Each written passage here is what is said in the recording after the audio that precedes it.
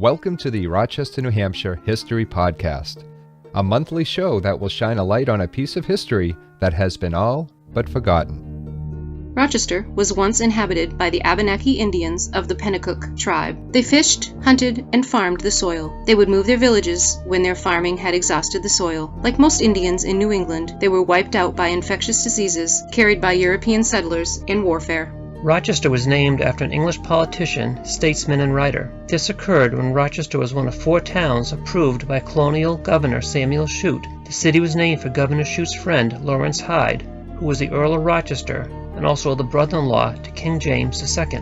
Hostility with Indians delayed settlement of Rochester until 1728. The early settlers lived together for protection. 60 families settled on and around Haven Hill, now known as Rochester Hill, which was the center of the early town. Back then, there was no separation of church and state. Every person in Rochester was taxed to support the new church. For the first few years, the church was attended by several wandering ministers.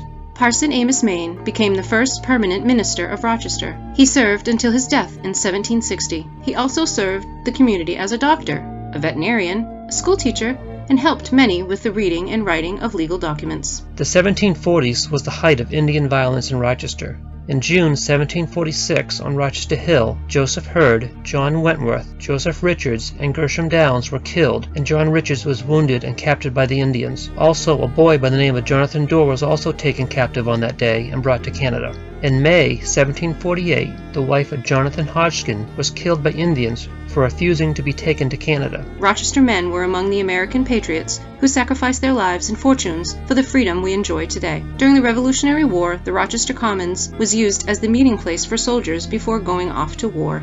Hanson Pines, officially known as Dominicus Hanson Park, was gifted to the city in 1915 by Charles Hanson, the son of Dominicus. Dominicus was a very successful businessman who gave back to the city. Ebenezer and Edwin Wallace were twin brothers who started the Wallace Shoe Company. During the Civil War, the company made boots for the U.S. Army. By 1890, they were producing about 4,000 pairs of shoes a day. Wallace Shoes became one of the largest employers in New Hampshire. In 1857, the school year only lasted 22 weeks. High school attendance was relatively low, and a lot of students dropped out before graduating school. In the early 1900s, the school was torn down, and the old stones and bricks from the school were cleaned and used to build the new library. Rochester men serve in the Army and Navy. James Ramsbottom is the only Rochester resident to earn the Congressional Medal of Honor. He served in the U.S. Navy and earned the prestigious medal at the Battle of Mobile Bay. The early days of the fair were not an elaborate event. It included grange exhibits, livestock,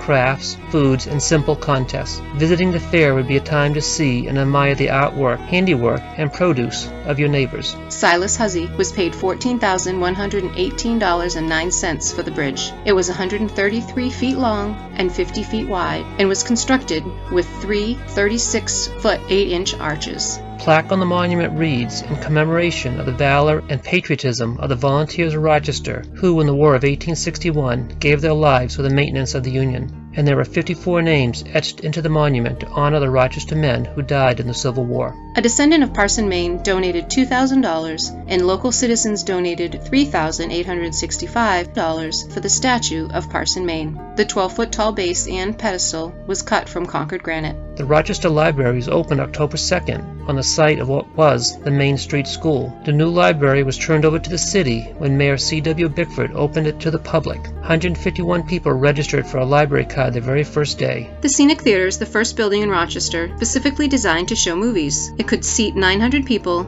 and had a single screen. The Scenic initially showed silent films and newsreels. The first talking movie in Rochester played at the Scenic Theater on May 10, 1928. It was The Wild Party, starring Clara Bow. The bandstand was built in 1914 by Miles Dustin. Before then, band concerts were held on the square. 442 Rochester men served in World War I. Over 9 million combatants and 7 million civilians died as a result of the war, which at the time was the most destructive war in history. On September 21st, a giant hurricane strikes. In southern New England, the storm killed over 600, and by late afternoon, the hurricane struck Rochester with powerful winds and slashing rains. Between 7 and 9 p.m., the storm was described as a screaming crescendo. It was the most powerful storm to ever strike Rochester. The Spalding family donated $360,000 for the new high school. The only stipulation the Spalding family made was that they would approve the building site and the members of the building committee. and in 1939, this high school was considered one of the most beautiful schools in the country. During World War II, the Spalding High School senior class was depleted of boys. When the young men reached enlistment age, they joined the military and did not finish high school. More than 50 students left Spalding High to join the armed forces. The hospital was named in a memory of Frank Dunlap Frisbee, whose father, Dr. Jesse Frisbee, was a Rochester native. It was built with a gift of $370,000 from the Spalding family.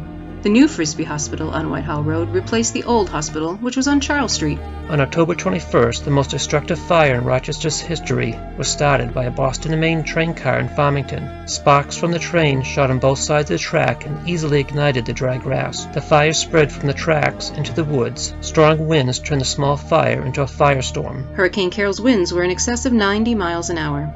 The storm destroyed thousands of trees in the Stratford County. One of the reasons for the great loss of trees was that the trees had already been weakened by a 3-year drought. In addition, the eye of the hurricane passed over Rochester, thus the city suffered more damage than some of the other local communities. In 1961, the Grenadiers were selected to represent the state of New Hampshire at President John F. Kennedy's inaugural parade in Washington, D.C. During the 1960s, the Grenadiers were one of New England's best drum and bugle corps.